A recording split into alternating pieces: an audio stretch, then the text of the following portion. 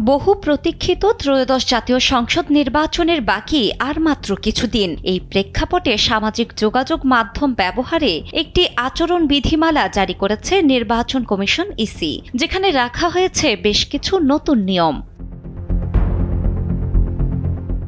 নির্বাচনে ভোট প্রচারণার ক্ষেত্রে রাজনৈতিক দল ও প্রার্থীদের জন্য সোশ্যাল মিডিয়া ব্যবহারে নির্বাচন ব্যবস্থা সংস্কার কমিশনের সুপারিশ এবং 2008 সালের আচরণবিধির সঙ্গে সঙ্গতি রেখে কিছু বিষয় যুক্ত করেছে ইসি, যেখানে বলা হয়েছে কোনো প্রার্থীকে তার নির্বাচনী এজেন্ট, দল অথবা প্রার্থীর পক্ষে ব্যবহৃত সামাজিক মাধ্যমের নাম, অ্যাকাউন্ট আইডি, ইমেল আইডি ও অন্যান্য শনাক্তকারী তথ্য প্রচার কার্যক্রম শুরুর আগেই সংশ্লিষ্ট রিটার্নিং অফিসারের কাছে জমা দিতে হবে। সোমবার গণপ্রতিনিধিত্ব আদেশ বা আরপিও সংশোধনী অধ্যাদেশ জারির পর গেজেট আকারে এটি প্রকাশিত হয়। বিধিমালায় স্পষ্টভাবে উল্লেখ করা হয়েছে, নির্বাচন সংশ্লিষ্ট কোনো বিষয়ে অসৎ উদ্দেশ্যে এআই ব্যবহার নিষিদ্ধ।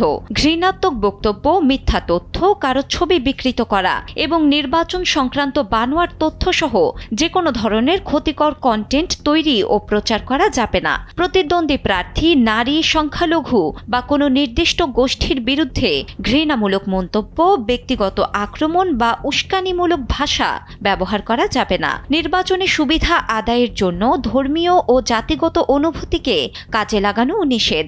সামাজিক মাধ্যমে নির্বাচন সংক্রান্ত কোনো কন্টেন্ট শেয়ার বা প্রকাশের আগে তার সত্যতা যাচাই বাধ্যতামূলক করা হয়েছে।